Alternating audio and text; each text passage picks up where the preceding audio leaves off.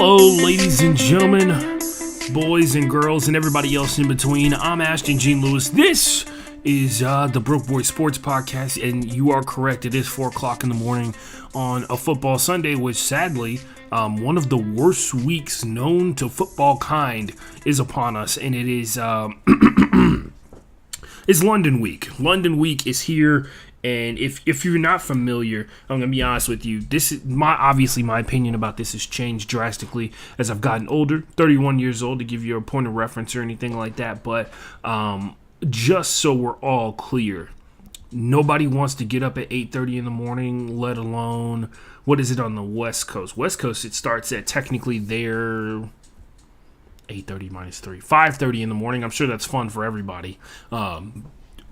This is one of the rare occasions, RIP to our West Coast brothers and sisters. Usually the phrase is RIP to our East Coast brothers and sisters. But anyway, we got that going on. We got that popping. I would like to point out, this is not just an NFL preview show. We're actually going to talk about all the sports.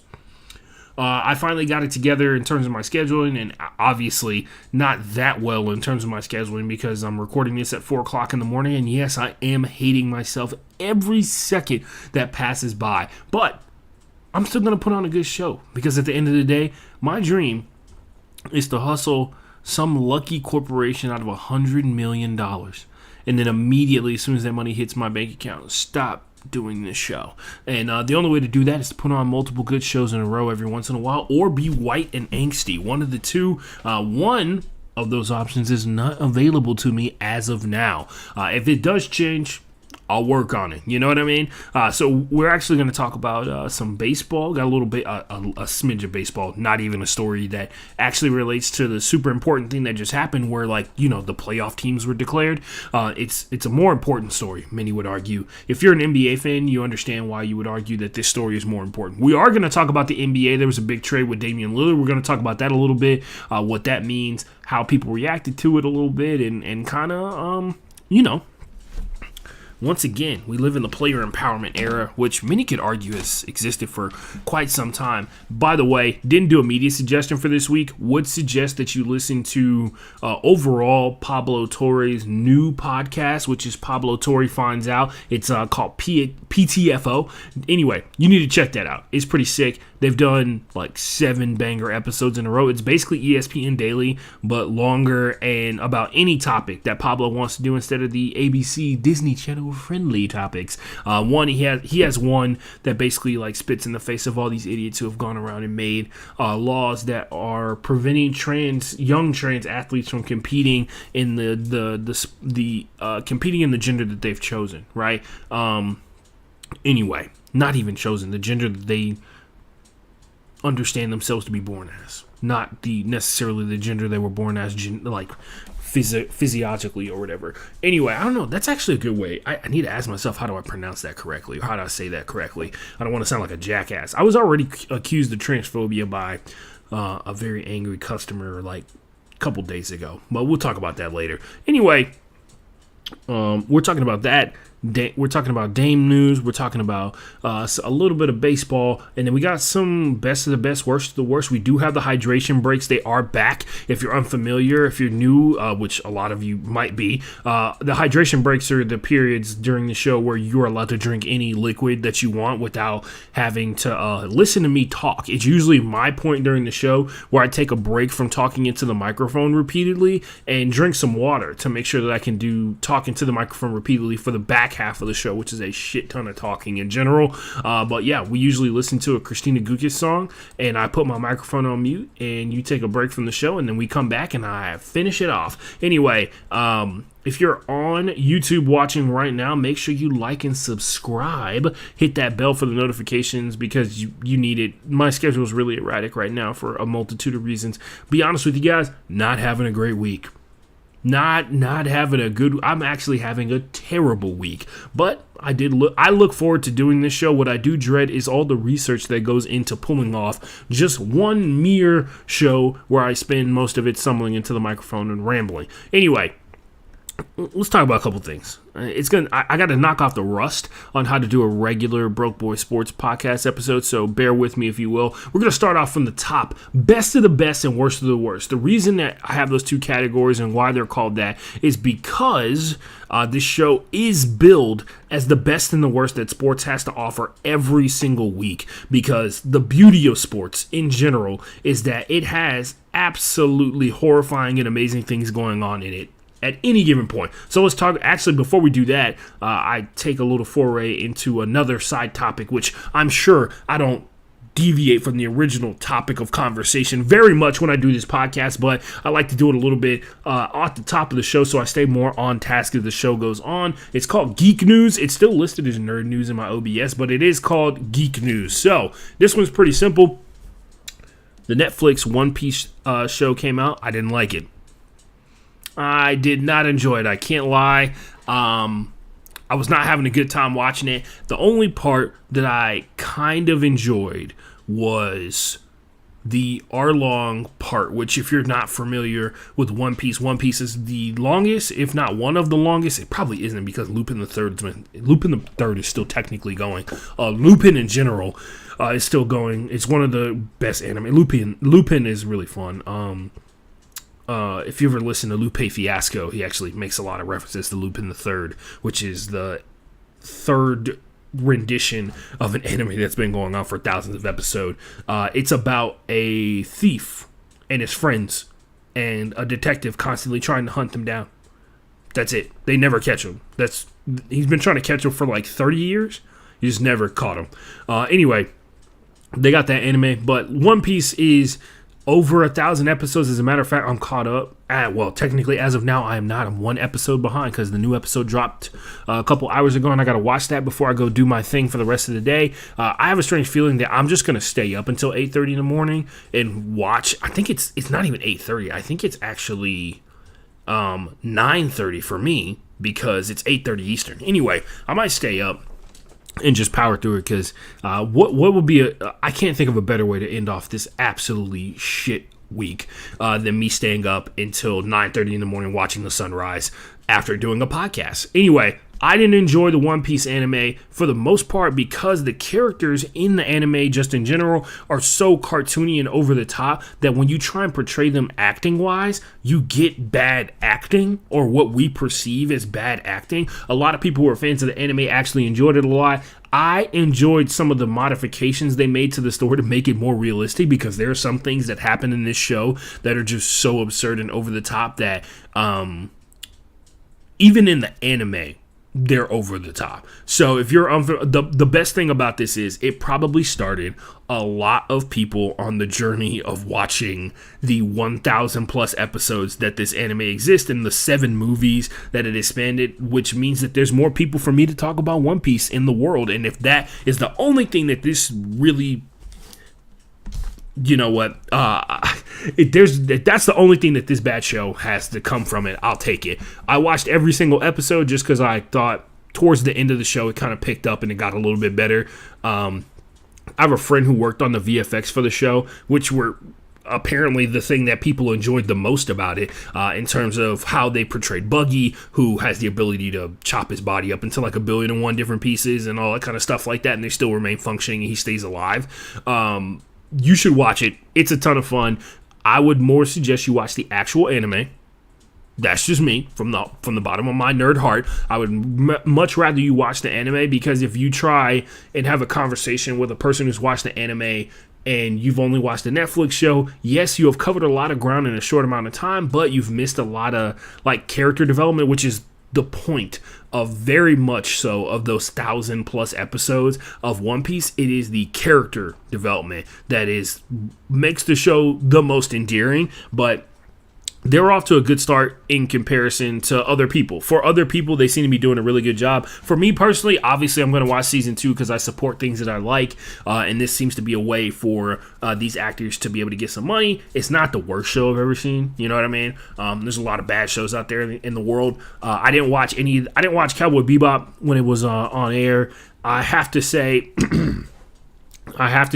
if this One Piece show didn't come out to the absolutely insane positive reviews, because I think on Rotten Tomatoes, it's like 80 plus on the it's 80 plus from the critics, and then it's like 96 from the actual viewers themselves, which is insane to think about. Don't know if that's actual like reviews, because there's a lot. One Piece is a show that is so popular, it would not surprise me if a bunch of people made a fake account and made fake accounts or made an account or used their account and just gave it 100% rating in terms of freshness, and it was just so overwhelming that the more strenuous reviews kind of fell to the wayside, because there's more people who love One Piece than there are people who don't like One Piece. As a matter of fact, like, they're in the anime community, amongst people who watch anime, the joke is there's jokes about how long it would take you to watch One Piece. Like during 2020, there was a meme going around about, if I watched eight episodes a day for the next 3 months, I'd only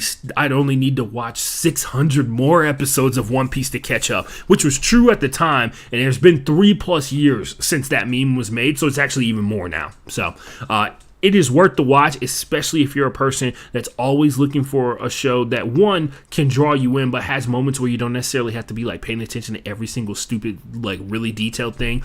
Also, there's tons of people on YouTube and on the internet for you to have conversations with about this show.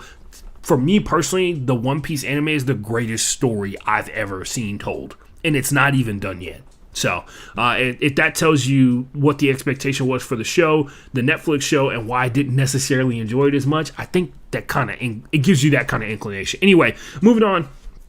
Other nerd stuff. We'll do best of the best, then a hydration break, then we'll come back with worst of the worst. Worst of the worst is pretty bad this week for a multitude of reasons, but we'll take it for what it is on its face value right now, because it does involve a legal situation. Let's go to best of the best, though.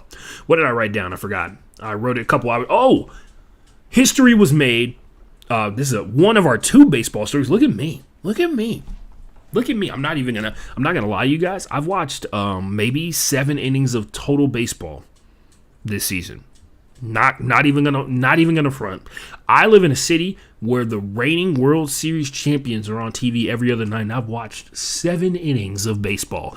I still hold to this day that I watch way more of the back-to-back 100-loss seasons, which I think it's the record most losses in a 2-year span for an MLB franchise ever, because there's never been an MLB franchise that lost 100 games in multiple seasons, right, in back-to-back seasons. So I watched more of those than I did of when the Astros started winning. So that's how I claim myself to be a real fan. You know what I mean? I also have the World Series hat, the unquestioned World Series hat. Anyway, Kai Correa, Dave Roberts, these 2 names may not mean much to you, but they mean a lot to the history of the game. They are the first Asian managers to ever face each other in an MLB game as the head man. Very impressive. Big step forward. Kai Correa's boss was fired after being the manager for the Giants, which is obviously if you're unfamiliar with baseball, the Giants had a running joke that they just were like the odd year champions, because they had, I think it was like 4 years where they won the championship every other year, right? That being said, fired 4 games before the season was over. When you see something like that, that comes off as a little personal, right? Like, that comes off as a little personal, because there's no way that you're getting 4 games out of Kai Correa and you're trying to figure out, like, oh, this is the guy that we're going to make the head manager. There's no guys you're going to call up to the bigs before the season is over, because the Giants didn't make the playoffs, right? Maybe they are going to call a bunch of guys up to get real funny with the service time and all that kind of jazz like that. But there's no way that you're getting like a true assessment of Kai Correa as a manager in 4 games. But here we are. When you fire somebody 4 games before the season's over, it comes off like maybe a little beef. Maybe you as the general manager or the owner was walking around in the clubhouse and they saw the manager having just a little bit too much fun for a guy who's not going to the playoffs, if you know what I mean. Because we've all been there, right? Where like there's somebody who's taking the situation a little bit too serious in comparison to how you're taking it, and it results in them trying to blow up on you because they're like, if I'm suffering, you have to suffer too. I've been there many times before. I'm actually like the number one guy most people go for in that situation, because as the bigger dude, typically in the situation, they know that we live in a civilized society, so I won't steal off on them when they do something completely unruly. But there's so many times in my life where, like 4 people will do something, and then I'm somehow the person that gets caught up in the yelling situation. So, anyway, don't be big and black, guys. Be born something different. I'm kidding. Do you see this skin? Come on, man. I'm doing great. I'm living life. Anyway, speaking of hydration, yeah, I know you brought it up as well. That's what I was talking about in relation to the skin. It's time for our first hydration break of the show, and first hydration break since a while, to be honest with you. Anyway, I will be right back. You will be right back as well. And when we come back, we're going to be talking about the worst that sports has to offer this week.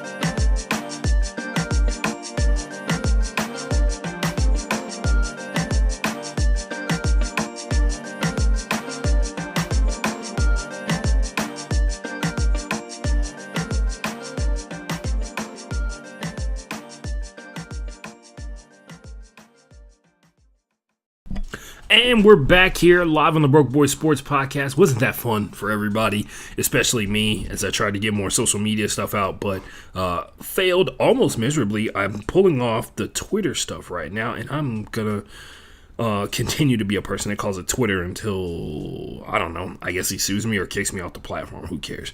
I don't really even have that many followers, honestly, man. Like, I think I've been on my personal Twitter account. I think I got the you've been on Twitter for like 10 years thing a couple weeks ago. Kind of wild to think about, all the stuff I've been on there for. But for all my trouble and hard work, it has been, let's see. I've gotten 4,000 followers on one Twitter account, and I have 978 on the other. So 20 more years of 8,000 followers. You know what I mean? Anyway, let's talk about the worst that sports has to offer this week. It's pretty bad. So coming back with a bang. This segment usually is pretty easy to find material for, and this week is no exception. So Chandler Jones, if you're not familiar with him, he is the superstar defensive end, one of the best to ever do it, to be honest with you, in terms of in terms of getting to the quarterback and making havoc happen. I think he's a 2-time Super Bowl champion. He won both of them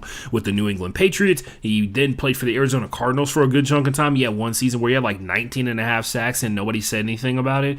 He almost broke like the sack record, but nobody cared because he wasn't J.J. Watt. Who knows?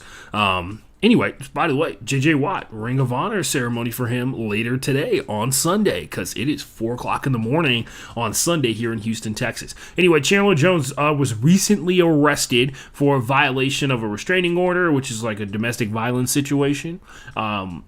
There's also a series of other things that have been going on with Chandler Jones. Those series of other things seem to align themselves with some sort of psychotic break in a person that had displayed no behavior like this before. He has been forced into a medical facility. Like, legitimately, they came to his house, picked him up, took him to a behavioral therapist facility to get checked out. And I'm assuming the second that he was able to leave, he left as soon as possible because, reasons. He also has a series of Instagram and Twitter posts where he is just going off on Josh McDaniels. He has a video that is slightly disturbing where he says they don't. It's part of a IG Live video that he did where he was like, "Oh, they don't know about McDaniels and Aaron Hernandez," and he said into the camera, "Y'all thought Chico killed himself in prison," which, if you're not familiar, Chico is what people who were close to Aaron Hernandez used to call him. His Florida teammates and his NFL teammates as well. That phrase, by the way, that concept that Aaron Hernandez did not take his own life, instead it was some sort of frame job, has been reiterated by multitudes of former teammates and people who knew him, and it also shows a fundamental misunderstanding of what people who are planning such actions do beforehand. Because honestly, love the Pivot podcast. There's an episode where Cam Newton comes on there, which has obviously a diatribe of issues for me personally, because almost every single time Cam Newton opens his mouth about what he thinks women should and shouldn't do, it contradicts so many things in his life and other people's lives as well. Anyway, there is a situation where Cam is on with the Pivot podcast. Fred Taylor says he was never that kind of guy. And I think I talked about it on this podcast before too. It's like, that's not how that works. And that's a big issue, right? Like a lot of people will tell you that most people who take their own lives, their friends and family, do not know that they're struggling. That is part of what is happening with that person. It is intentional because people think that it's supposed to look one way because of things they've seen in movies or how they felt when they were sad, not necessarily understanding like how depression works or how those type of thoughts work and leak into another person's brain. That's why it's important for like mental health of like officials and therapists to get out and speak out about so many other things. And also that's why it's important for survivors of such things to speak out about it, because there won't be this dismissive mentality, which there already is within the black community for so many different reasons, right? Like struggles with mental health are more prevalent amongst people of color in general because there's like a long-standing stigma. Combine that with especially in America, the tenuous relationship between people of color, not even just black people, but people of color in healthcare. Combine that with the fact that healthcare is extremely expensive, and we live in a better time now in terms of like people having access to therapy. But the fact of the matter is like there are some people who cannot afford to pay like even $20 a month for medical care when it comes to like their mental health. And there's just some people who don't understand that, right? There's some people who don't have the time to, or their time doesn't line up with how a therapist operates in general. But yeah, that's a conversation for another day. But yeah, Chandler Jones reiterated the theory that multiple other players from Florida have said about Aaron Hernandez, who was obviously hiding a lot of other things from these said people as well, and things that have been reiterated that people continue to try and refute. Like, there's that man who has come out and said that he was in a romantic relationship with Aaron Hernandez and has, like, no reason to lie about it, especially now. But for some reason, every single one of Aaron Hernandez's football buddies, they're all like, I know who he is as a person. It's like the prime example of, like, you work with this guy and you may hang out and stuff like that. But I have a strange feeling there ain't too many people, especially if you're gay or queer, who are coming out and telling that to Cam Newton. Just, like, listen to him talk for like 5 seconds and you'll understand why. Anyway, going back to Chandler Jones. Chandler's been going through it, man. It's pretty rough. The domestic violence situation, obviously, absolutely fucking horrible. That somebody had to go through that, which it seems to be because Chandler is struggling with his mental health. It seems to be up front and in a public forum, which is always the best place to struggle with your sanity as a whole, because people are just so kind and supportive on the internet at all times, right? There's tons of people who have been tweeting at Chandler Jones. There's so many people who tweet at Chandler Jones who are only concerned about the extent that he exists as a tool for the Raiders to be very good at football. He has tweeted about Josh McDaniels on multiple occasions. He's posted the NFLPA reaching out to him about their wellness check. He has posted his conversations with Josh McDaniels on Instagram. He has tweeted about how somebody tweeted at him, and the tweet was from a person, the person who they screen recorded Chandler Jones's Twitter feed and, like, scrolled down it. There's a tweet on there where you can't see the person that is from this person's account.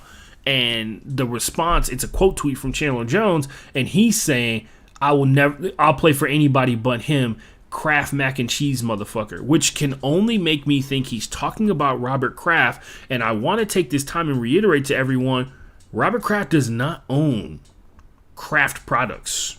He is an investment banker guy, like a venture cap. Not to be like, it's not even like a technicality thing. I just wanted to take that time to point out that random fact so that, like, you know, when you hear somebody bring that up, you can point that out. Like, Robert Kraft does not own Kraft mac and cheese and the Kraft product stuff, the Kraft fake cheese stuff. He's a venture capitalist dude.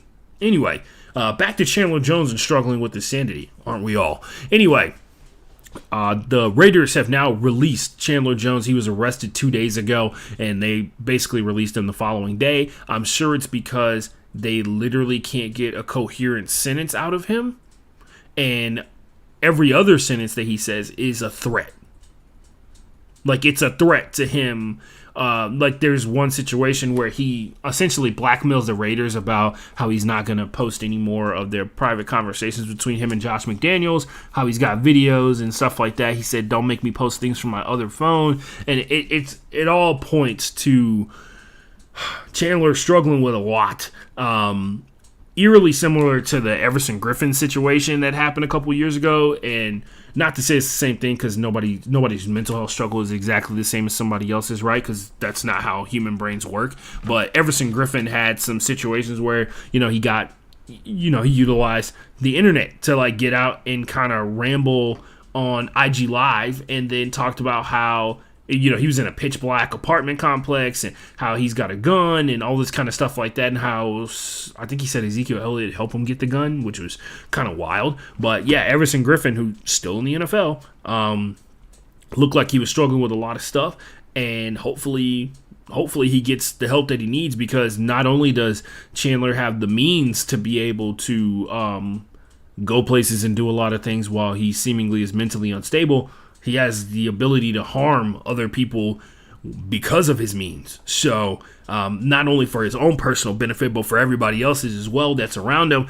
If you don't know, Chandler Jones, yes, is the brother of John Jones, the MMA fighter. So it was kind of, it's interesting because obviously he's not going to go on a public, John Jones is obviously not going to go into a public sphere in a public forum and talk about his brother's situation, right? But John doesn't live in Vegas. He lives in Albuquerque. I'm sure he's keeping in contact with his brother and making sure that he's okay. John and Chandler also have another brother who played in the NFL and won a Super Bowl with the Ravens, and that's Arthur Jones. So I'm sure they've got plenty of people who are on the case in terms of like wrangling Chandler into a place where he can be healthy. Because it doesn't seem like he's really interested in listening to anybody else except Kanye West and Kim Kardashian, who he explicitly mentioned on his Twitter feed.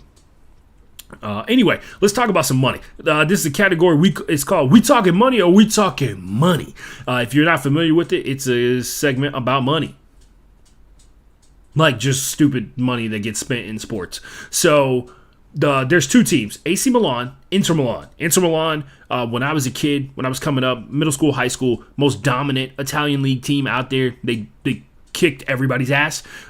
They're still very good. They're one of the most recognizable brands on the planet. Same thing with AC Milan. AC Milan, I think, is partially owned by the same family that owns the 49ers, if I'm not mistaken. There's been a lot of that going on, by the way. Maybe we have a conversation about that at some point, about how like NFL owners also what is it? J.J. Watt partially owns Burnley, which is a Champions League team. Champion League, not Champions. Champions League is the mega league where, it's not even a mega league. It's really just a mega tournament between the best teams in all of Europe, right? But yeah, it's he owns Burnley or something like that, or partially owns Burnley, and LeBron James owns part of like Manchester United and a bunch of other stuff. It's actually really interesting because they're getting small percentages of these like really major clubs, and it's eerily similar. It's basically what we saw when Jay-Z was a part owner of the Brooklyn Nets. It was the ability to say that you're a part owner of the Brooklyn Nets, right?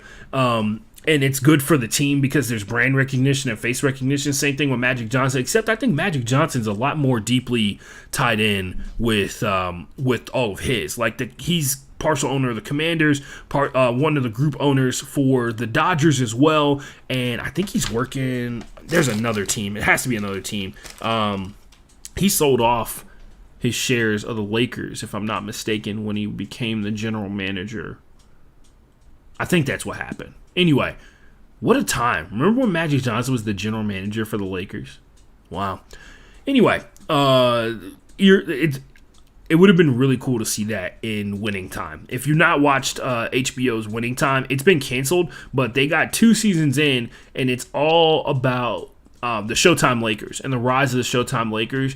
Essentially, the rivalry that saved the NBA was Magic Johnson and Larry Bird, and it follows Magic Johnson and all the other players that are centered around it, but it mostly follows Magic Johnson from when he was a kid in Detroit, growing up, Michigan State, LA Lakers, championships, Larry Bird, Boston, LA connection. They have Beat LA. They have Fuck Boston, all that kind of stuff like that, where all that came from and originated. It's really cool because there's a lot of historical stuff that's related to it in terms of, like Kurt Rambis and the coaching situation and the struggle. Basically, it talked about the entry into the player empowerment era and how Magic Johnson and Larry Bird played a big role in it, despite their teams having 2 very different approaches to playing professional basketball. Oh, also, Jerry Buss, performed by John C. Reilly. Amazing. Yeah, watch it. Definitely check it out. What was I talking about? Oh, yeah. AC Milan, Inter Milan, they share a stadium that's called the San Siro, which is one of the most famous stadiums on the planet. I know what the San Siro is, and I have lived most of my life in Houston, Texas, and I know what the San Siro is, and I'm not necessarily I do not watch Italian League soccer like that. I know Inter Milan because of FIFA, because of Champions League, all that kind of stuff like that. But I know how famous their home stadium is. And there was a $1.3 billion plan to have the stadium moved around, or have the stadium demolished, essentially, and then turned into a new arena for both AC Milan and Inter Milan, and they were going to get a bunch of money together to get like hotels and entertainment district and all that kind of stuff, like basically completely retrofit the area to make it as big a money grab as possible, even when there are not games being played in it, because AC Milan and Inter Milan are already a huge draw. But as you know, guys, there's this thing called the off season in every single sport, and what's the point of owning a giant area where people can congregate for big events if you're not using it for other big events besides the football matches you're having in it, right? Concerts, all that kind of jazz, concerts, festivals, all that jazz, right? They got to make that money, and the better your arena is, the more likely superstars are to want to have their big time shows. Like the better your arena is, the more likely you are to draw some of the biggest names in the game, because based off what I've seen, especially with Taylor Swift and Beyonce being on tour at the same time, technology is a massive part of not just their shows in particular, but just every single show that's going for any performer in general, right? That's massively important for their development, as not even development of them, but like as the brand, for them to be able to put on the kind of show that they want to put on to justify the ticket prices, to draw more people in, to actually up the ticket prices later on too. Don't forget about that part. But yeah, that's a really important aspect of this. So putting that kind of money into it would generate millions, if not billions of dollars for the city as a whole. That has been denied. They said kick rocks, motherfucker. The San Siro is too legendary of a stadium, because in 2025 it will officially fall under, because it was built and operated in 1925, bro. Crazy, right? 1925 is when the San Siro opened, and it's been open since then. But basically in 2025 it reaches the statute of being untouchable by the determination of the Italian government that's in control of that area. So they were pretty open about it, which is kind of rare. They were just gonna milk it until the San Siro falls underneath that law where it can no longer be demolished. Very similar to what happened with the Astrodome. The Astrodome has been declared like a national landmark, or the Ashton falls under some kind of like legal precedent where it can't be torn down without like a certain certain types of approval and stuff like that, because it is the first ever indoor North American stadium. It qualifies as like history, and you can't tear it down. It was considered one of the 9 modern wonders of the world, which now that I'm older, when I was a kid I used to think that sounded pretty cool, but now that I'm older I'm like, dude, that's just a stadium. Especially now, I live in a world where like every stadium in Houston has a retractable roof, and every single stadium in Houston is significantly better than the Astrodome, because the Astrodome hasn't been updated. So like that's what their plan has been, to let the Astrodome fall apart. Like they're just like, oh, well, if you're not going to let us tear it down, we're not going to put money in the upkeep, especially because we can't use it. I can confirm, have been in the Astrodome. It was pretty sick when I was a kid. I watched Jeff Bagwell hit a game-winning grand slam as a kid.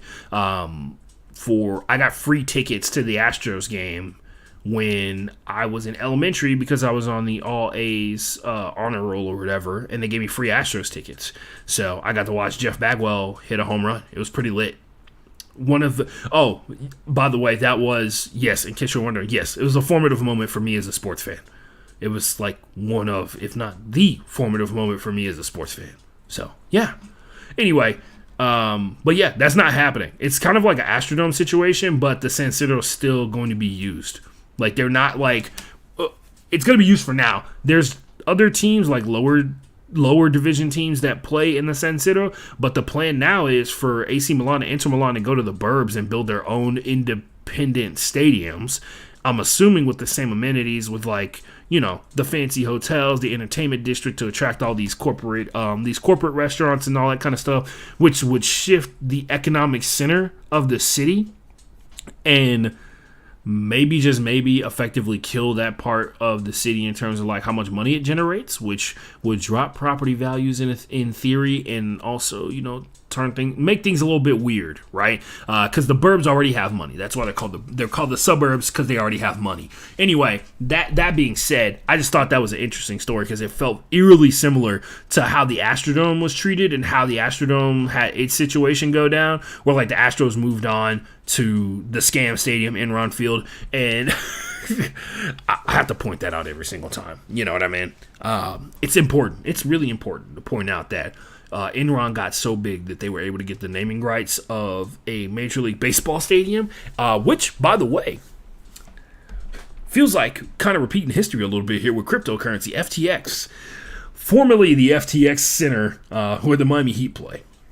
Moving on, that's all I got for We Talking Money. Are We Talking Money? Let's talk about, I got one thing before we get, oh, no, I got to do what's popping, and then the other thing. So, we are just going to talk about sports.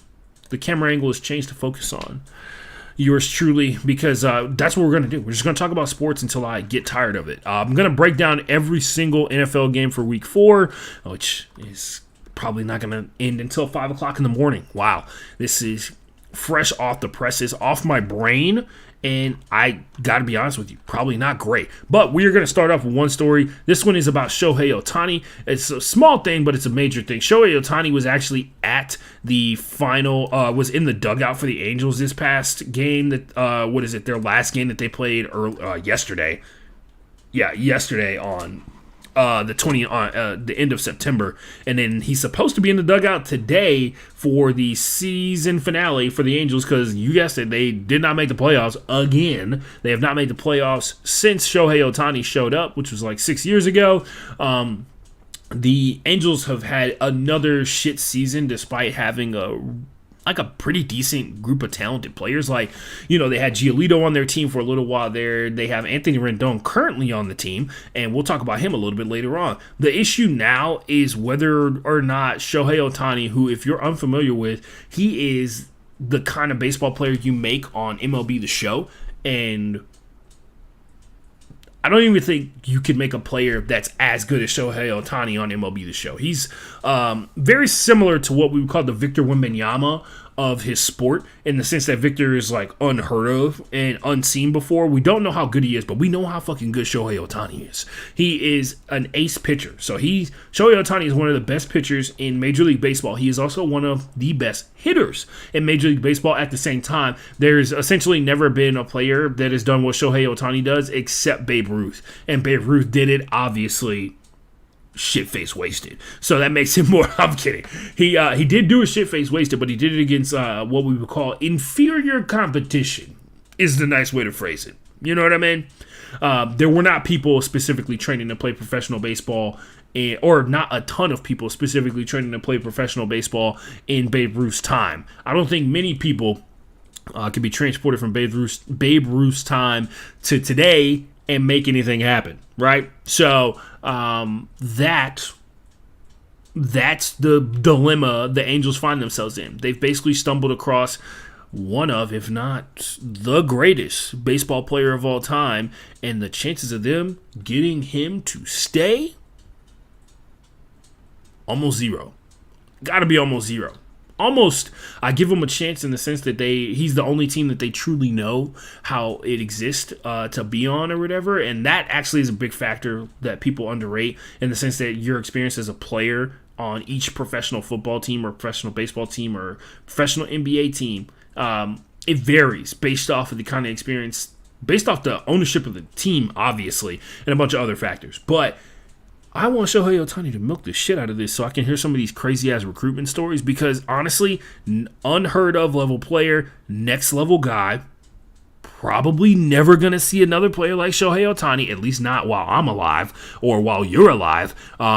Hopefully, maybe we'll be able to see another player like him. But facts are, Shohei Ohtani is on a level that most people can't technically calculate the value of, because there has not been one of the modern era that's played at the level. He's literally top 5 in hitting, and he's literally a top 5 batter and a top 5 pitcher. Not a real thing. Not a real thing in real life. At least the real life that we live in, right? So, sorry. Back is itchy here. Anyway, Shohei's got a recruitment path that I hope he milks the shit out of, because I want to hear and see the ridiculous things that people do to try and get him to come to their team. Because it has to be stuff that people have never heard of. They're gonna be like, we hunted a endangered rhino. Right? We killed like 7 park rangers to get this endangered rhino to serve you this steak. We don't even know how it tastes. We just need you to know that's the lengths that we're willing to go to get you to come here and play for the Colorado Rockies. But yeah, no, that's what's happening. Like I said before, unheard of player, which means that his contract is probably not only going to be one of the biggest. It is going to be at the time when he signs it. It is going to be the biggest contract in the history of Major League Baseball. The question is it going to be one of the biggest contracts ever signed in the history of professional sports? So right now we got our boy out here, Patty Mahomes, who signed a $500 million. Right? $500 million contract for 13 years. And I think he's on like year 2 of the 13 years or something like that. Because when he signed it, he was on his rookie deal. And then he got extended off of that. And the extension was 13 years or whatever. Anyway, that being said, Shohei getting his money up front. You know what I mean? Like that. This is the kind of money that when you say it out loud, I'm like, oh, I don't know if they got that kind of money like saved up.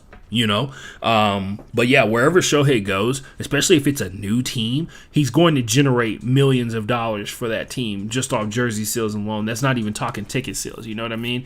Obviously, you'd think he would want to go to a contender. There's no way to tell what the mental makeup is of Shohei Ohtani in terms of how he perceives sports should be played or whatever. But I'd like to imagine, especially since he's going to have Tommy John surgery, there's no plan for him to pitch next season, but 2025 is when he's supposed to return to pitching, which is going to be kind of tough. Like taking a year off from pitching is kind of wild. I will point out he started off his career like with a heavy pitch limit when he got to the highest levels of Japanese baseball, and then they kind of like unleashed him a little bit later on as time went on, kind of deal very similar to the Strasburg situation, right? Like Steven Strasburg got to the majors, and they tried everything in their power to make sure that he didn't pitch over 100 pitches or whatever, and people were on SportsCenter and the internet just in general being like, he's not a baby, and then of course every time they would let him pitch just a little bit, he would get hurt. They let him go out there, have a little bit of fun, and get hurt, right? But yeah, Shohei Ohtani, first major injury in the majors, UCL. So he's got to get Tommy John surgery, which is the UCL is basically the ACL of your elbow. Similar joint, kind of, right? Somewhat. Anyway, that happens. It happens a lot for pitchers, especially nowadays, because pitchers are throwing harder and the ball is like rotating faster than it's ever rotated before, and bad things happen. Anyway, he was hurt, couldn't pitch, but he was still out there hitting, and he was still out there beating motherfuckers' asses. He actually, I think he hit his last home run like August 28th, and he still leads the AL in home runs hit. It has been a month, and nobody's caught up to him. He's also supposed to be AL MVP, and he's legitimately hurt. Like, his UCL is torn in some way, shape, or form. So, he continued to play. They shut him down a couple weeks ago, because of an oblique strain or whatever, and he's been kind of like, in and out, because that's what happens when you're hurt, right? But when you're a superstar, people think you're supposed to show up when you're hurt and all that kind of stuff like that, especially if you didn't go get surgery. He had that situation where, they went to his locker, he had cleared out everything in his locker, he threw away all his Angel shit, it was like in the trash can kind of deal, but he took home like his uniform and all that kind of shit, but he threw away like a water bottle, I think is what people were tripping about. Anyway, the greatest game that's ever been played is about to begin, and I can't wait to watch. That's all I wanted to do in this story. Talk about how crazy it is. Also, the Angels, the last, basically pretty much everything they've done has, not shown that they're any kind of stable place for a superstar like Shohei Ohtani to play. He's been there for 6 years. They've not made the playoffs, right? This year, they had 6 veterans on their team that they just waived right before the trade deadline to save $5.7 million because they're trying to get out of the luxury tax so they don't have to pay that next season. So they waived 6 of their best players on their squad. They have Anthony Rendon on their team. He has a broken leg, and he reported how he was confused as to why the team reported it as a bone bruise on the injury report instead of just telling people what it actually was, so kind of lying about that. Also, would like to point out one last thing. This may be weird. It may be the all-time we're rebuilding type of response. The draft, MLB draft that happened last year, the Angels had 20 picks. They used all 20 of them on pitchers. All 20 of them on pitchers. They clearly went in with a goal. We'll see if they come out with a success. I doubt the general manager who is in charge of those draft picks is going to be around long enough to see if that panned out for him. But 20 pitchers in a row, hopefully you get one. You know, that's the hope. That's the hope. And you better not have a superstar pitcher come 1 or 2 picks after one of your 20 pitcher picks, right? That's where you get got. That's how you get got on the internet. Like, if it happens like 10, 15 picks away, totally different, right? Anyway, the race begins. The game is on. The game is afoot, as one person would say. And Shohei Ohtani's out there in the wind. Out there in the wind. Kind of cool that he came back for will probably be his last game as an Angel. So, yeah. Anyway, let's talk about other sports. Damian Lillard got traded. Did you guys hear about that? It's kind of crazy. Damian Lillard, superstar for the Portland Trail Blazers, guy that they found out of Weber State. The only reason I'm familiar with Weber is because there's a kid I used to cover, went to Travis High School, and his name actually escapes me. I'm not going to lie. I used to cover him. He actually went to Weber State, and I got a chance to see some of the recruitment material that they sent him to get him to come there because he was like, he was kind of a big deal. Like, in high school basketball, he was kind of a big deal. And so he had people coming after him, trying to get him locked, trying to get him to sign on the dotted line type of deal. And Weber compared him on multiple occasions to Damian Lillard, and I thought to myself, just how many people have they sent that letter to? That's exactly what every kid wants to hear. They're like, look, we recently produced an NBA player, which if you're trying to get like big time dudes to come to your school, that's what you lead with. We have career possibilities coming out of this place. People are paying attention. People are looking over here. Anyway, back to the trade. Damian Lillard 11 years ago got drafted by the Portland Trail Blazers, and since then it's helped them rise to heights that they haven't risen to since they had Clyde the Glide on the team. One of, if not the greatest Portland Trail Blazer of all time, and he's gone. He spent years dedicated to the squad, who didn't invest the money. They were owned by Paul Allen before he passed away. Paul Allen is one of the founders of Microsoft, if I'm not mistaken. So that's where his money comes from, but they still played it like they were a small market team. Obviously, it's because their team wasn't generating the big bucks to draw in the big free agents. So the only way that they can be successful is by drafting guys like Damian Lillard. But once you get Dame on your team, you have to keep winning. You just keep winning games, and you never get back into the lottery again, and that's essentially what happened. They got Dame, they got Yusuf Nurkic, they got a bunch of other players that they can really count on. They tried to make some big splashes in terms of free agency, but it just didn't pan out for them. At one point, you're talking about a Portland Trail Blazers team that on multiple occasions was the number 1 seed in the Western Conference going into the playoffs, something almost unheard of. They traded him to the Milwaukee Bucks, who just recently, 2 years ago?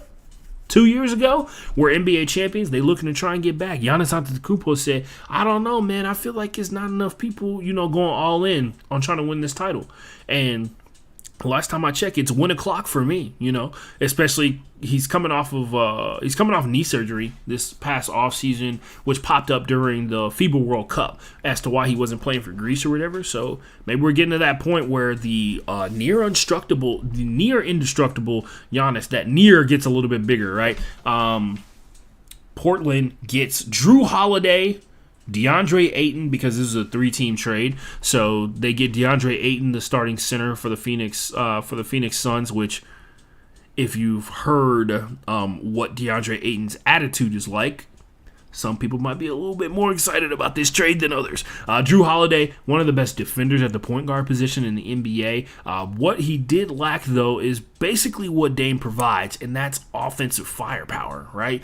Offensive firepower. Drew Holiday, one of the best, was a huge part of why the Portland Trail Blazers won the championship, right? And then a guy who, I'm going to be honest with you, never heard of, Toumani Camara. They get 3 draft picks. They get Milwaukee's 2029 unprotected first. So how many years? 6 years from now. I didn't even know you could trade picks 6 years from now. Yeah, 6 years from now, right? Yeah, 2023, 2029. Crazy. 2029. That kid that they're going to draft with that pick is what, 14? So, yeah, I think so. What is 19? So the oldest you can be drafted into the NBA is 18 or 19 in some days or whatever. Minus 6. That kid is, that kid is 12 that could potentially be drafted. 12 or 13. Crazy. They could be drafted with that pick. And then they got pick swap rights for 2028 and then the fictional year of 2030. 2030 is not a real year.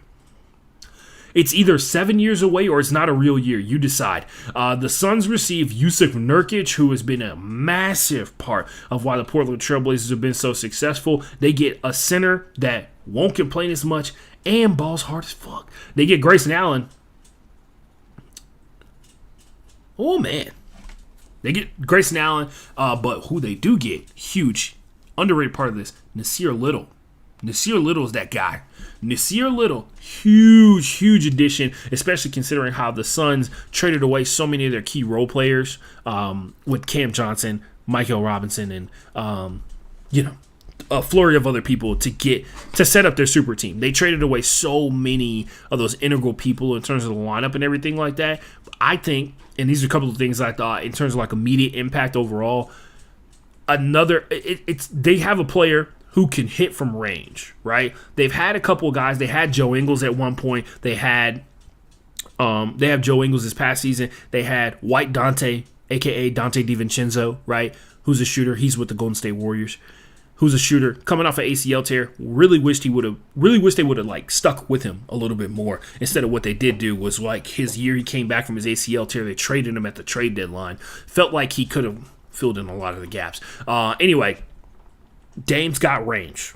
Dame has got range, and that's the one thing that when you look at the Milwaukee Bucks, they got plenty of high quality bigs. They got Brook Lopez. They got Bobby Portis, a heavily underrated player who has progressively gotten better, and that's saying a lot because he's been in the league for a while and it feels like his role is expanded and he's done nothing but get better in that role. They got Giannis out there, and Giannis's biggest downfall is his range overall, right? Like his 3-point shooting has gotten better, but facts are, man, he's not at the level of these other, because he is a superstar. There's no question about it. Giannis is a superstar in the NBA.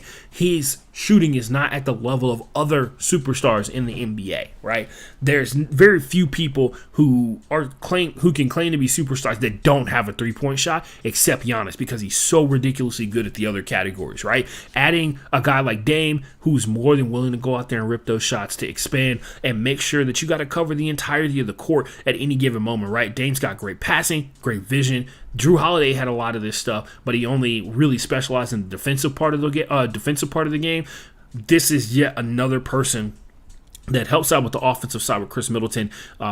Chris Middleton combined with Giannis's ability to drive and then take some pressure off Giannis having to go out there and make plays, man. Sometimes other people got to make plays, right? At some point, other people got to make plays.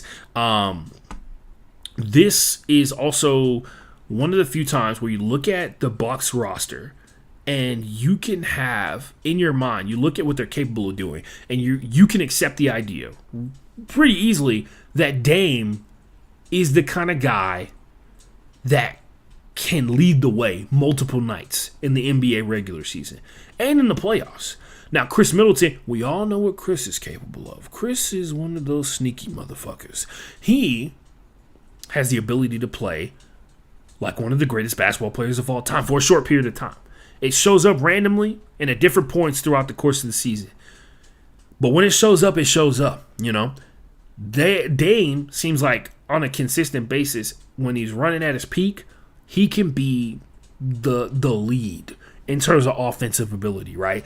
And that just sets up more space for Giannis to go out there and make plays, especially because like Giannis is getting older, and for as tough and as brutal as Giannis's play style is, eventually it wears him down too. Now, he wearing the hell out of every single defender that tries to step in front of him, but eventually it hurts him too. You know what I mean? There's only so many times where your knee can bend in a funny way and you don't get you get to hop up. The power of youth is escaping him by the second. And same thing can be said for Dame. But having Dame out there to stretch the floor, make people have to defend differently, because the pass goes from one superstar to another superstar, and then the third pass could be going to Brook Lopez, who's amazing in terms of his ability to shoot, but also great underneath, and then the fourth or third pass could be going to Chris Middleton, and we got real problems if the third pass is Chris Middleton, right? Anyway, it seems like Dame is going to finally be on a team where he doesn't have to carry the load every single night, and that's probably the first time we can say that in a decade, right? Obviously, when Nurkic showed up, it changed a lot of things for Dame. But facts are, Dame has had to be like the top dog the entire time he's been with the Portland Trailblazers. And there's nothing wrong with that. It's just it can only take you so far, right? With that being said, ladies and gentlemen, it's time to talk about the NFL, but it's also time for me to take my last hydration break before we do that and power through. We got 2 people in the chat. What up? If you got predictions for what's going down on the NFL for NFL Week 4, drop them in the chat. If you got anything to say about Damian Lillard and all the shit that has been going on with that, drop them in the chat. I'll make sure to read them. We're gonna take a quick break. We're gonna take a quick hydration break.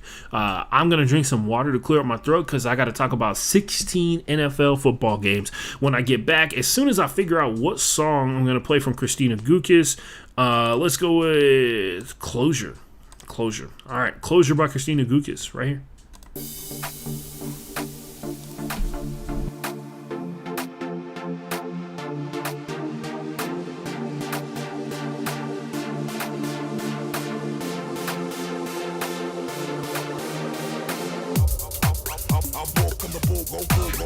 Out for the I'm walking the bull, go, out for the I'm walking the bull, go, out for the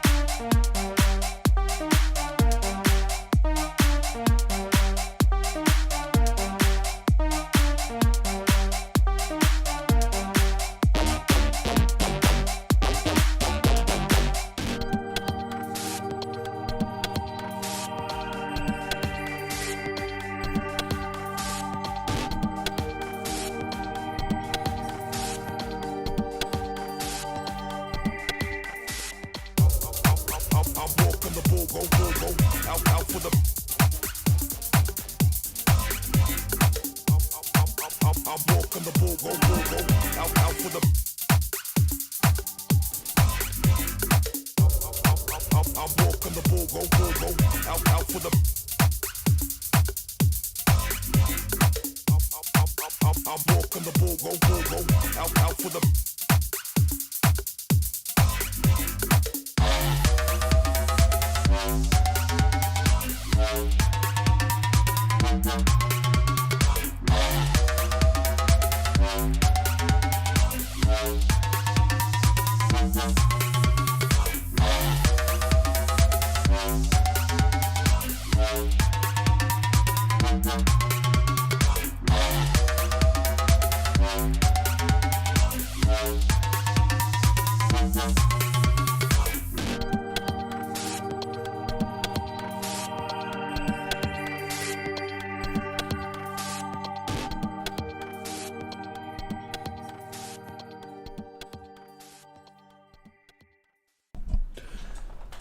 And we're back here live on the Broke Boys Sports Podcast. I'm Ashton Gene Lewis. If you're out there watching in the chat somewhere, whether it be the past, present, or the future, make sure you like and subscribe. Real quick, make sure you subscribe. Trying to get those numbers up, baby. I hear, if you get enough subscribers, they give you like some cool little plaque or whatever. I'm trying to find out.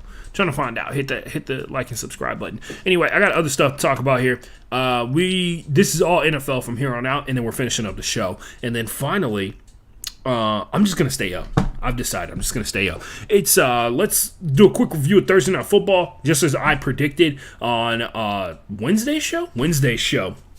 The Detroit Lions took care of business versus the Green Bay Packers because there's no consistency to the Green Bay Packers offense just yet. I would also like to say, very susceptible to pressure. Who would have thought? Young quarterback susceptible to pressure. Quarterback in general in the NFL susceptible to pressure.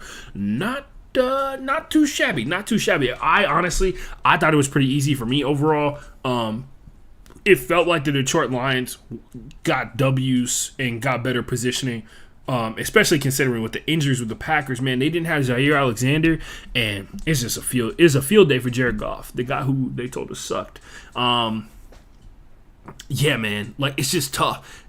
It's wild to sit here and think about the reality that we live in, bro. Like, facts are, you look, man. At this point, and I know it's only 3 weeks in, but if they don't lock up a playoff spot, we got a problem. You know what I mean? We got a real problem. I will say this. There's a lot of Detroit Lions fans that want to point out to a certain year, certain time, a different era, if you will. When the Detroit Lions have been extremely good at football and somehow found themselves sitting at home when the playoffs started, just like you and me. The division seems to be pretty ripe for the taking, especially now they've got a huge leg up over what seems to be, as of now, their biggest competition. I will point out, I think the Vikings are better than the Packers as of right now. Despite what the records may say, I think the Vikings play better football than the Packers do right now. And that's mainly because they've gotten to the point where they have a guy that they completely believe in. Like, whatever you have to say about Kirk Cousins, it feels like they believe that he's going to go out there and win the game. Would also like to point out, yet another week has passed, and I feel like the Vikings are probably regretting not re-signing Dalvin Cook, trying to big brain play their way out of a star running back. Tough look overall. Now, let's talk about Sunday football. Let's talk about the game that's going to be on air at 9:30, which, if you're watching at home right now, I've been up since 11, I think. Bad times at the OK Corral, but we're going to power through. It's 9:30. We got 4.5 hours before that game kicks off in jolly old London town in Wembley Stadium, one of the most iconic stadiums on the face of the planet, bro. I think next week the game that they're playing is in Tottenham. Are they just staying? They're just staying, right? They're just going to stay They're just going to stay in London, which is actually probably the best idea for you, especially if you got the kind of bread to get, like, you know, pay for your family to stay in London the entire time. You kind of getting that free, free vacation, especially if, like, I need to check something real quick, because if you're the Jaguars and they're like, hey, you're gonna run it back in London, you have to demand that. No, it is not. You have to demand that your bye week is immediately after the London games, right? It is not. The Jaguars' bye week is week 9. Which is a juicy week to have a bye week, honestly. It's a great week to have a bye week in general, because you don't want one of the first ones, right? Like, you don't want week 6. Week 6 as a bye week is insane. There's a very real possibility all your starters are healthy by week 6, but we don't live in that fantasy world, right? This is for real. But speaking of Wembley and the Jacksonville Jaguars, they play the Atlanta Falcons. The Dirty Birds are going on the road to Wembley. Apparently, this game is going to be on ESPN Plus. I would have thought, like, well, you know what? I think it's also probably going to be on NFL Network, right? Like, isn't that the thing? They run it on NFL Network too. Anyway, you can find a way to watch it. I'm not here to tell you how you enjoy your football and when you enjoy it. It's on the internet somewhere, whether it be legal or illegal. Remember, the NFL is $1 billion organization. This is kind of an all or nothing situation for the Jacksonville Jaguars. If you've been watching them the last couple of weeks, they've been a little. What's the word? What do the kids say? Sus. There we go. In the healthy way, not the toxic masculinity way. They've been a team that has a shit ton of hype around them because of that amazing comeback they were able to pull off versus the LA Superchargers, right? The LA Chargers, when they got charged up. By the way, I don't like I feel like chargering is like a really lazy way to talk about what they do. You should just be like, they're charged up. Because usually in the black community, when you say somebody charged up, it's actually meant in a sarcastic manner that they're like pumped up about something. They really turned up about something. And it's usually meant as an insult, not necessarily as a good thing. Anyway, the Falcons and the Jaguars playing each other. So, Jaguars, more talented team. They are more talented than the Falcons. There is no ifs, ands, or buts about it. The major injury they have coming into this game, they don't have Zay Jones, who has the worst target to reception ratio on the team. Some of that may be due to the pressure that young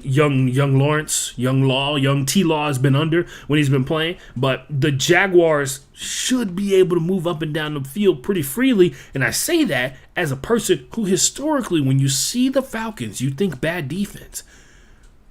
Well, I feel like history's being written in front of my very eyes, because it's kind of hard to deny the Falcons been kind of playing a little dirty. The Falcons been a little grimy on defense so far. So they've played the Panthers, the Packers, and the Lions. Not a great array of teams to sit there and hang your hat on. I'd like to point out the team that scored the most on this said Falcons defense is the Packers, who pulled off another super late second half comeback on them, which is very similar to what Jordan Love did versus the Saints. Starting to see a theme here. Teams that have really good defenses, but offenses are really slow pace. The Packers seem to have their number in the second half of the game, because, say it with me, the players are people and they get tired, right? So the Panthers, led by a rookie quarterback. It was Bryce Young's first game ever. They got 4 sacks in that game, if I'm not mistaken. I think it was something like 4 sacks or something like that. And then they actually hurt Bryce Young. No. Bryce Young got hurt in week 2. And then versus the Lions, they only gave up 20 points. Too bad they only scored 6, right? You know what I mean? It's there. It's there. The evidence is there to show that maybe just... And by the way, 3 games, 4 turnovers. 3 games, 4 turnovers for the Falcons. I don't know, man. They might be the... I'm not going to fall for it. No, I'm taking the Jaguars on this one. I believe in talent. I also believe in the home field advantage that is the Jacksonville Jaguars in London. They actually wrote this really funny story about this dude named Shatley that's on, which, by the way, sounds like a British name. Not. He is the most tenured London football player in the modern era of the NFL. He has played the most London games in 7 for the Jacksonville Jaguars, who are the team that has gone to London the most since the NFL started going back to London, and he's been on the team all those years that they've been going. So he was kind of upset that he didn't get motorcaded, all this kind of stuff like that to kind of escort him around, because he's such a celeb for being over there all the time. His advice also was, you're going to feel like shit on Friday morning, just get over it. That was his advice to the younger players. It was pretty funny. The Jaguars should kind of run away with this one, just because the offensive pace for the Falcons has not been consistent enough. Despite what we've been seeing on the defensive end of the ball, I'd like to imagine this game might be close because of the Falcons defense that did so well against the Detroit Lions offense that is pretty explosive at every single position. Whereas the Jaguars, they're not necessarily explosive. Also, revenge game for Calvin Ridley. Long time, many moons ago, aka last year, Calvin Ridley played for the Falcons, and then they traded his rights away when he was suspended for a year for gambling to the Jacksonville Jaguars. I'm sure he's got no beef about that whatsoever. Does he? I mean, it's kind of hard to imagine. You're kind of upset about that. Oh, also, key thing to look out in this one. The Falcons still have not. They have 1 game so far where they've passed for over 200 yards passing. Is that a problem? I think so. Also, Calais Campbell is 1 sack away from 100 career sacks, which is huge, because only 41 people ever in the history of professional football have done that. Kind of cool. The Miami Dolphins are playing the Buffalo Bills at a normal time at 1 p.m. So I picked the Dolphins in this one. Now, bear with me. I know it's really easy to pick the team that scored 70 points last week, but there's a specific reason. First things first, to point out, Damar Hamlin is going to be active for this game. He has been a healthy scratch the last 3 games this season. I'm sure that's people trying to track everything possible with Damar Hamlin's heart as he's gone through NFL practices and stuff like that. He is very likely going to play at some point during this because Jordan Poyer is hurt again. Micah Hyde has like a hamstring injury, and I saw something where he's not playing, but then I saw like the official like report that he is, like on the Bills website or whatever when they did the injury report kind of deal. But then I also saw somebody who I thought was like a legit source said that he's not playing, all this kind of stuff like that. Anyway, I know for sure Jordan Poyer's not playing. So that puts them down to safety, and they have to activate Damar Hamlin to add him into the rotation. The Bills secondary will be so nasty if they had all their guys healthy at one time for once. And that is where one of the most interesting matchups of the entire weekend is. And that brings me to my first of 3 pay-per-view matchups. So I'm just going to reveal them all at one time, and we can have a conversation about it. So my pay-per-view matchups for this week in the NFL: number 4, other way, cameras reverse. Tre'Davious White, who's the number 1 cornerback for the Buffalo Bills and one of the best individual cornerbacks in the NFL. Bijan Robinson versus Foyesay Oluokun, who is the middle linebacker for the Jacksonville Jaguars. And my third and final one is Christian Gonzalez, who may or may not be lined up with CeeDee Lamb, depending upon the situation, vast majority of it. Anyway, where was I at? What was I doing? What was I talking? Oh, football. Right. We were talking Bills versus Dolphins. This is the game that you need to watch. Like, if there's one game that you don't watch, if you don't watch any other game this entire week, this is the game you need to watch, right? It's going to teach you a lot. It's going to tell you a lot about 2 teams that are probably going to end up in the playoffs. It's a question of, like, how they're going to make it to the playoffs. One of them has to be the division winner. One of them has to be the wild card team. This game, what do you know? They only get 2 of those. Probably going to go a long way in determining which one of those 2 teams it is, right? But yeah, it's a terrible time for them to have this kind of injuries in the secondary. But I would also like to point out, on the other half of this, Xavier Howard going up against Stephon Diggs, that's going to be sick. For me personally, I hope they show as much of the ISO cam as possible on that matchup. It's going to be a ton of fun. Tre'Davious White versus Tyreek Hill / Jalen Waddle. There's already been conversations with Tre'Davious White about how motion works. Yeah, man, this whole motion shit's kind of becoming real spammy for a lot of football teams, and I don't like it, me personally. But it is the next evolution for how offenses are trying to come even, like how offenses are trying to, even out the playing field, because as usual, offenses are significantly behind defenses in general. Defensive players are just significantly better than offensive players in the NFL. It's just offensive players have the rules on their side more often than not. So, but yeah, the Dolphins are struggling with generating pressure overall this season. I know everybody likes to say the name Bradley Chubb and be like, look, Bradley Chubb, really good pass rusher. That hasn't been happening consistently, and it also does not help that they're not going to have Jalen Phillips in this game. He's probably the biggest injury that's on this list other than Jordan Poyer. He got hurt in the second half of the game versus the Broncos, where they were already up by like 30, and he just didn't go back in. A lot of people thought it was because they were up by so much, but it was because he was hurt and he's not playing this week. So this should be a real back and forth affair. Very similar to how good the Chargers game was. I expect this one to be on that kind of level. This is going to be the most fun. This is going to be the fun game, right? This is going to be the number 1 in fun game, and I expect this one to be in the this is what we're here for category when we do the review show next Tuesday, hopefully. Next Tuesday, not Wednesday at 4 o'clock in the morning. The Minnesota Vikings play the Carolina Panthers. If there ever was a time for the Vikings to get their first win of the season, it is against the delicate little Carolina Panthers. Bryce Young is coming off his first major injury as an NFL football player. He missed week 3. Andy Dalton stood in for him, did a really good job, in my opinion, especially for a backup. And then considering after this game, this is the 4 games the Vikings are playing. They play the Chiefs, bad time for everybody, right? The Bears, which could be a good time, but it is a divisional matchup. The 49ers, tough look, and the Packers, a team that hopefully by the time this rolls around and it's like the 8th week or whatever, we understand them, but based off the first 3 weeks of the season, we do not, and we will not. They've looked really good when crunch time has been on them. Not necessarily any other time, though. They're clearly a team that's better than what their record shows. They also may or may not have some deity, whether it be evil or good, operating against them, in particular Kirk Cousins. I feel like it's a Kirk Cousins thing.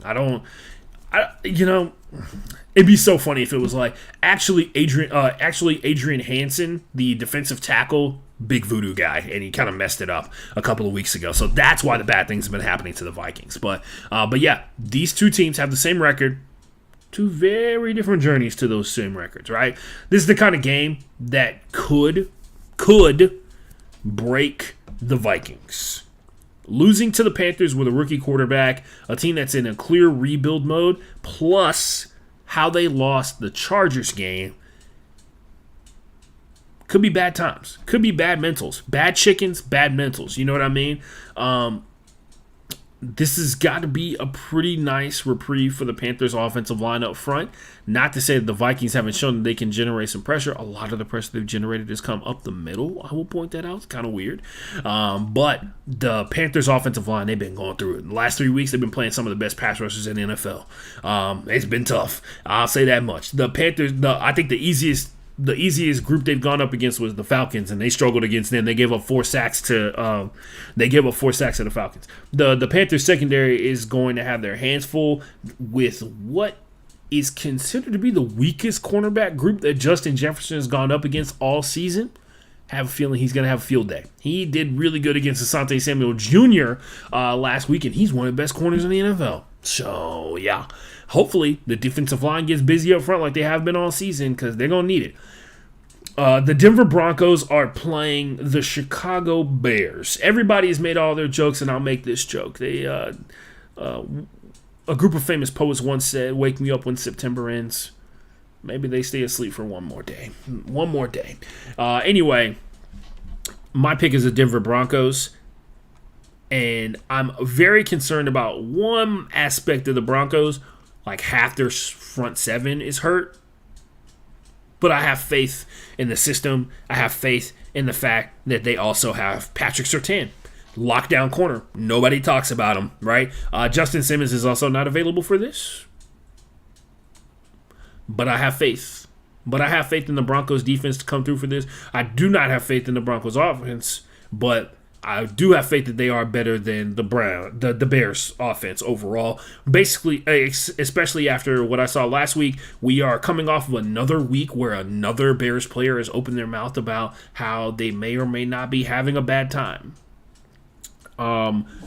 Yeah, so there's really, it's so weird because both of these teams are in shambles. One team gave up 70 points last week. The other team is the Chicago Bears, who has essentially been free-falling since week 1, right? They've had their defensive coordinator step away from the team. They've had Justin Fields and Chase Claypool come out and talk about how the offense isn't exactly where they wanted to be. They had that clip come out where somebody was telling DJ Moore he's not being utilized correctly, and he says, yeah, I know. It's only a matter of, like, you can only take so much, right? I know week 4 is real early, but it's never too early to shut it down. I would like to point out, this is the ferocity of the NFL. Eberflus is already in hot water, and he's like 3 weeks into his NFL coaching career. Kind of wild.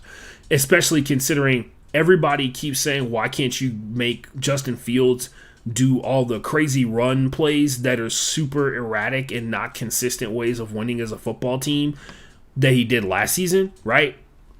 And they're just kind of complaining about that. Kind of weird. Moving on.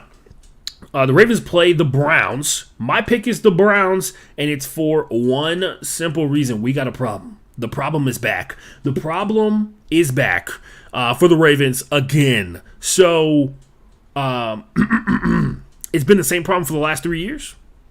The Ravens are allergic to wide receivers. So, Rashad Bateman, out. Odell Beckham Jr., out. Our hopes lie in the hands of Nelson Aguilar, and if you know anything about Nelson Aguilar, you know why that's funny. I will say this, he did play really well last week versus the Colts, and their defense is pretty good overall. if there was only a couple of, if you were to say there's a defense better than the Colts, it would be the 49ers and the Browns. So not great. Not a great time to have literally everybody on the team hurt. This is the part where I read all the injuries off. Hold on a second. Here we go. Odell Beckham Jr., ankle, out. Rashad Bateman, hamstring, out. Outside linebacker, Odafe Owe, out. I'm pretty sure David Ajabo, out and on IR. And cornerback Marlon Humphrey, the one maybe bright side is Ronnie Stanley has moved from out to doubtful. So, whatever you take from that, doubt he's going to be playing. And if he does play, he'll be going up against Myles Garrett. Fun. Not a great way to come back to work, right? So far, we have yet to see any explosive offense from the Cleveland Browns. We've also yet to see any drives that have been strung together very well. It's been like a mixture of this one big play kind of set us up, and then we got like 7 more yards and we scored. That's not consistent. We haven't seen anything that the Browns can consistently count on other than their defense to get them the ball in primo scoring position and for them to end up kicking field goals. This is interesting because essentially what I'm banking on is the war of attrition. And I hate doing that because you never know what's going to happen when 2 divisional opponents face off against each other. But what I am confident in is that we're going to be seeing a lot of Lamar Jackson on the ground. Also, don't know how many people have noticed this. Lamar Jackson's been fumbling a lot. He's been getting pretty lucky in terms of like recovering the fumble. Your luck tends to run a little thin when you're going up against really good teams like the Browns. The Steelers and the Texans are playing each other. The last time I got a chance to go to a Texans game was actually Steelers versus Texans on Christmas Day with my uncle who bought tickets for vast majority of our family. I ended up going, and so did 50,000 Steelers fans. So that was fun for me. They all but kicked the shit out of the Texans on national television. It was pretty sad. The Texans ended up putting in, I believe, their 4th-string quarterback in Tom Savage. And, lost 2 quarterbacks in the game and then had to put the 4th-string guy in there. So that was fun for everybody. That was Deshaun's ACL tear year that he tore his ACL in practice, right? And the bad results. Not to be a hater, I don't think we'll see the Texans we saw last week versus the Jacksonville Jaguars, mainly because the Pittsburgh Steelers are a massive step up in terms of defensive presence overall. The Jaguars are a team that's in contention for top 10 defense in the NFL. The Steelers are in the conversation for top 3, maybe number 1, depending on what happens in the next couple of weeks, right? The Texans' best chance of winning is connected to something that C.J. Stroud has already shown us, and that's his ability to not throw the ball to the other team. Who would have thought? Team in a rebuild mode that doesn't necessarily have a ton of explosive plays needs to focus on ball possession, right? Can't have short fields. I will say this. The biggest concern is the injury situation. So this is the part where I read the injuries off. You like this part? I like this part. This is my least favorite part, actually. Josh Jones, my guy Josh Jones, I used to cover him when he was in high school. Actually played pretty well the last 2 weeks, but he is out with a hand injury. Denzel Perriman, middle linebacker, out with a hand-wrist injury. Tavarius Thomas, who is out with a hand injury. Laramie Tunsil out with a knee injury. And Michael Dieter, who is supposed to be the starting center for the Texans. We already talked about this, right?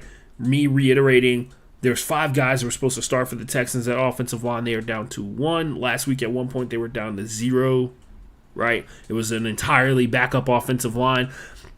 Crazy. I don't think any other team in the NFL is dealing with that. But, yeah. Anyway, the Texans' best chance of winning is making sure they don't turn the ball over, obviously. They can give up the sacks, but can't give up the turnovers. This is the kind of game where I can see Kenny Pickett not being able to string together multiple good plays. I can also see Najee Harris going absolutely apeshit in this game because the Texans' run defense has been pretty bad. It has improved from last year, but the year before, pretty bad. It is taking steps forward. A lot of that is Denzel Perryman at the middle linebacker position, and we just talked about how he's not playing. So I'm pretty concerned about that. Pretty concerned about it. I went with the Steelers off the fact that the Steelers have something that they do extremely well, and the Texans don't have anything that they do, like a unit that plays or performs very, very well. So I'm going to go with the Steelers off faith of the defense, which is what I've been picking based off of since week one, essentially, because there's no reason to have faith in Kenny Pickett. Still not any faith, but he's less likely to turn the ball over versus the Texans. Only time will tell. The Rams are playing the Colts. This will be fun. Anthony Richardson is back in this game, but his starting center, Ryan Kelly, is not. I don't know if you know this or not. The center position protects the middle of the field. And for the Rams, they just so happen to have checks notes. Oh, the greatest defensive tackle of all time. Not a great time to have your starting center out. Oh, especially against your especially when your quarterback is back into the starting lineup because he is now out of concussion protocol. Just got to hope and pray that Anthony Richardson doesn't get tossed into the shadow run by Aaron Donald, who, by the way, has been beating the absolute. Like, honestly, you could show every single rep that Aaron Donald's done through the first 3 weeks of the season, and you'd be like, holy shit, this guy is. It doesn't feel like anything has changed. He was quote unquote contemplating retirement last year, and he's still better than half the dudes that are half his age in the league. Like, crazy stuff, man. But yeah, no, one of the greatest to ever do it. I think he's also one sack away from like a huge milestone as one of because I think he's like one sack away from the most sacks by a defensive tackle ever, because he's already in the 100 club. So he's one of the 41 players I talked about before that has over 100 sacks in their career, and he's got 112 or something like that. But yeah, anyway, he had a streak going where if he had gotten a half a sack 3 years ago, he would have had 5 consecutive years with 10 sacks, which is crazy in football world, especially for a defensive tackle. Almost unheard of. But yeah, Ryan Kelly being out is going to be a huge issue. Also, the fact that we've seen the Rams have some pretty good defensive backs, and we also know the Colts run their entire offense through one guy, and it's Michael Pittman Jr. The run game has been there for him. Zach Moss performed pretty well against the Ravens defense that, although pretty hurt, is still a Ravens defense up front. I'm going to go with the Rams. I'm going to go with the Rams on this one. I got way more faith in what the Rams are out here bringing. They're 1 week away from being able to activate Cooper Kupp off the PUP and then combine him with Puka Nacua, and hopefully Van Jefferson can get it together. I honestly don't expect this game to be close, but I do expect it to be low scoring because of how good the Colts defense is. They will not be as lucky as they were against the Ravens, who are more willing to put their quarterback out there in space to be where they can force turnovers. The Rams are a team that, unless you're like super duper elite when it comes to playing defense, you're really going to struggle against in terms of getting to Matthew Stafford. The team that got to him, the 49ers, the Seahawks, even with as good as their pass rush has been this season, did not get to Matthew Stafford at all. I think they got close, maybe like 4 or 5 times. This Colts defense, they got a chance to be able to cook it up. They got a chance to be able to heat them up a little bit. But I expect the Rams to come out here and get this one handedly. Like I said, low scoring, but not close. So, yeah. The Tampa Bay Buccaneers play the New Orleans Saints. This will be funny because one of the worst things in football is happening with this one. We don't know if Derek Carr is playing. They said that he practiced on Saturday, and there's still like a game-time decision. But I'm going to pick the Tampa Bay Buccaneers on this one. I have faith in their defense to come through, and especially considering the Saints' offense has been asleep in a coma for the whole season. Alvin Kamara is making his return. If Jameis Winston has to go out there and sling that thing, may have a little faith in Jameis, but for the most part, the Tampa Bay Buccaneers have come out here and proven defensively they are not playing around with you people. You got to be really good to go out there and dismantle them, right? Like, you got to be Eagles good, which is the problem that I have with a lot of the conversation that's going on. People are like, oh, they're not the same team they were from last year. I'm like, yeah, it's because they literally don't have the same guys on the team from last year. And a lot of people just don't process that the Buccaneers defense is still good despite not having Tom Brady. Tom Brady never played a single defensive snap for the Tampa Bay Buccaneers. They've just been good the last 5 years, and they finally got their offensive piece to get it together. But yeah, I'm going with the Buccaneers in this one, man. It seems like it's pretty cut and dry for me. This is two of the better defenses in the NFL. The Buccaneers got a chance to take a leg up in terms of winning the NFC South and clinching a playoff spot. Kind of weird. But yeah, they're playing the game because they don't want you to be able to prepare for whatever quarterback is out there. But many would argue maybe it doesn't matter. The Commanders versus the Philadelphia Eagles. I'm gonna be honest with you, man. This one seems like it's pretty cut and dry. The Eagles pass rush versus the Commanders offensive line. Surprisingly, one of the units having the toughest time out here. Plus. You don't need to give a DC an excuse to dial up a blitz, but Sam Howell, young quarterback, and seemingly, this is the shocking part, I don't know if it's like Sam Howell not being able to see them open, or they're just not getting good enough separation, but the issue has been like Sam Howell getting the ball out. Like the ball getting out of his hands, right? That is interesting to me. I'm taking the Eagles in that one. Off the strength of the pass rush, baby. Like, it's off the strength of the pass rush. Up the middle, all that stuff like that. They do have a safety that's hurt, and it's not Sidney Jones, because I get Sidney Jones and the other Jones that is on the Eagles mixed up all the time, because Sidney Jones used to play for the Seahawks. He was drafted as a cornerback out of Washington, and Philly has a different safety. But there's one of their starting safeties is hurt. The Bengals take on the Tennessee Titans. Man, this is, oh boy. This is a rematch, by the way, of that really cool playoff game. Remember that one time where they sacked Joe Burrow 9 times, but it didn't matter because Ryan Tannehill threw 3 interceptions, even though the Titans were running away with it in the first half of that game. One of the better playoff games we've seen in the last couple of years. This is a tough one because the Bengals have been struggling, right? They've been dependent upon their defense to go out there and bring home the W. The Tennessee Titans defense is taking a massive step back, which is a big part of the problem. I think a lot of the quote-unquote taking a step back is directly correlated to how many snaps that they're on the field for. A lot of the Tennessee Titans offense has just been non-existent. Derrick Henry, look, people been in the streets trying to talk bad about the King's name. You know what I mean? He has one rough game against the number 1 defense in the NFL, number 2 defense in the NFL. And people are like, well, maybe Derrick Henry's washed. And I'm like, well, maybe his offensive line can't block. Well, maybe they don't have the threat of the pass, and so now everybody can just focus on Derrick Henry and shooting in on him every single time. Well, maybe their run game's just not creative enough. Doubt it's the guy who's been the absolute ridiculous next level running back most of his career, and for a good chunk of time there was hindered by how stifled the offensive minds that were in control of the Titans were. Now it's his fault. Anyway, moving on. The Titans in this one, I'm taking the Bengals just because they've been the more consistent team. This game is going to be weird. I'm not even going to lie to you guys. This game is going to be super weird.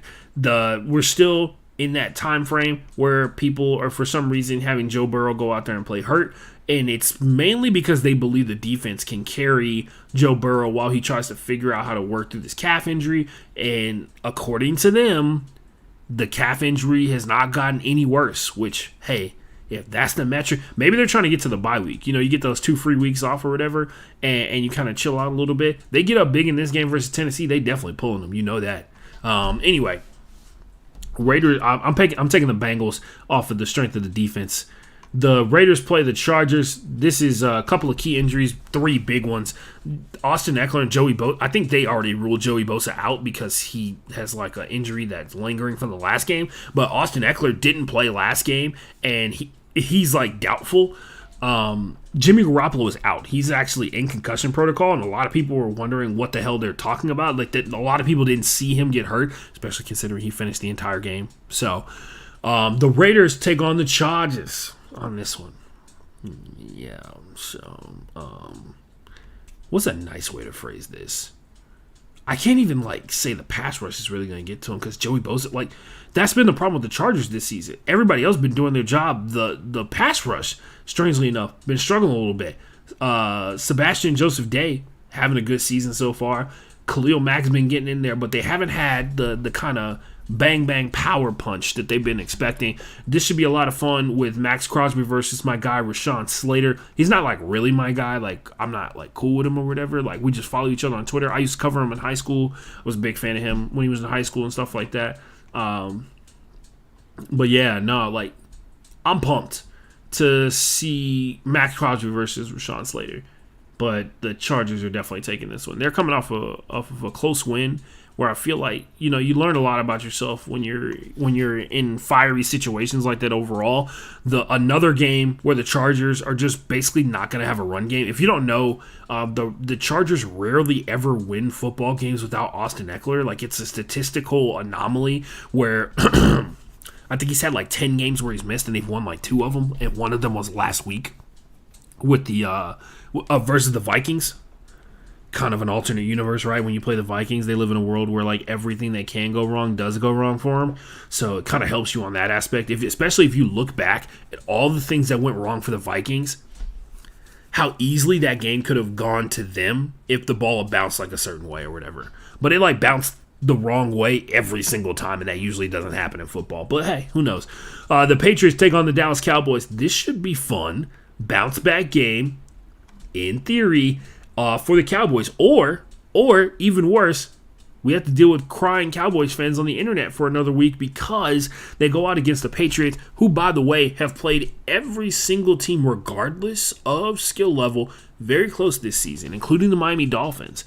And if the Cowboys, who don't look like they're really out here, you know, puffing their chest out a lot of the time, run game's still struggling a little bit, pass game's just not there. Defense, though. Defense has been doing their job. Offense has been kind of hanging back a little bit. I still pick the Cowboys. I reluctantly say I have faith that the better overall team will be able to overcome what is going to be a really good scheme from Bill Belichick. I think the fact that they have Mac Jones is going to be the thing that holds them back from being successful in this one overall. And especially they have the kind of defense where their defensive line defends the run, and they don't necessarily even need linebackers to really help or whatever. When you're going up against Ramondre Stevenson and they don't really have like another running back to kind of throw at you and everything like that, it makes it a lot easier. So when the Jets played them last week, I mentioned on the podcast how it felt like, and it really didn't even feel like, there's like evidence that the Patriots possibly have every single play for the Jets figured out, right? They played like they did. There were some aspects of where the Jets played like they had the Patriots figured out as well, but they're divisional opponents, you know what I mean? I'll take the Cowboys, though. Take the Cowboys in the dub. The Cardinals take on the Niners. As cool as it would be to say, the Arizona Cardinals got a legit shot in this game. Sometimes, you know, I get it. Everybody gets paid to play football. That's real cool, man. I support that. I really do. I wish you the best. There's a guy that I get. We go to the same barber, Kevin Strong Jr., who plays defensive tackle for the Arizona Cardinals, and I'm sure he's pumped about how his season been going so far. But facts are, yeah, man. The Niners are steamrolling right now. They're cooking, and they don't even have Brock Purdy really clicking on all cylinders just yet. This one, I think, will come down to wide receiver separation. Brandon Ayuk's back 100%. They got Deebo Samuels out there doing the thing. They still got George Kittle, and we always forget. We never talk about Jawan Jennings enough. He stepped in from Brandon Ayuk last week and killed it. And it felt like they didn't even really it felt like they didn't even really miss a beat. And that was the wild part about it. But yeah, I'll take the Niners just off the overwhelming amount of talent differential, right? The Chiefs take on the Jets. Sign me up for T-Swizzle. That's the biggest story coming out of this game, I'd like to point out, by the way. Nick Bolton is out, so instead of having to deal with the best linebacker combination in the NFL, they'll have to deal with just Willie Gay, who is probably more than enough to stop the run game for the Jets up front. Anyway, the big story has been the ticket prices going up for this game. It's at MetLife, and there's rumors that T-Swizzle is going to be there. So So everybody's excited. Monday Night Football. Wow, man. What is up with this week? Why did it start off so strong and now it's so bad? The Seahawks are taking on the Giants. You guys are finally going to you get to witness greatness in prime time. The Seahawks clicking on all cylinders. The Giants looking like the shit-ass team that I always thought they were going to be. What is it? He's already out, right? Andrew Thomas listed out. Saquon Barkley listed out. Seattle Seahawks, they played and beat the Carolina Panthers last week in a really weird game without both their left or their right tackle. What do you think is going to happen versus the Giants? The Giants, whose defense is seemingly regressed. So, yeah, I'll be taking the Seahawks for 500, please. The biggest factor in this one is the overwhelming wide receiver to secondary player gap. I feel like that's going to be huge. In this one, also Kenneth Walker III. Big problems. The Giants have talent else at almost every single position, plus the fact they have Daniel Jones playing quarterback, and he's massively erratic in terms of like his decision making. Bobby Wagner, really good at defending the run. Jordan Brooks, really good at defending the run. It's going to be sack central. They're going to try and play. They think they're going to get away with these games, and they're not. They're going to take these L's up front. And that's coming from a homer. That's coming from a Seattle Seahawks homer. There's no question about that whatsoever. But overall, though, like the Seattle Seahawks legitimately are more talented than the New York Giants up front. But yeah, I feel like there was too many. I feel like I made a lot of chalk picks just now, which means it's probably going to be that week. It's probably going to be that week when things go completely sideways. If so, I'll just blame it on 5 a.m. Ashton. Because it is 5:42 in the morning, and I need to not go to sleep. I need to go do some work and then go to my girlfriend's house. I told her I was going to go and be there so we can go to brunch. So my long weekend continues. It should continue for you too. You should be well rested and refreshed when you wake up at 8:30/9:30, depending on what your time zone is, and you watch the Falcons versus the Jaguars. Have fun, everybody. Wash your hands, wash your ass, and most importantly, go home, Roger.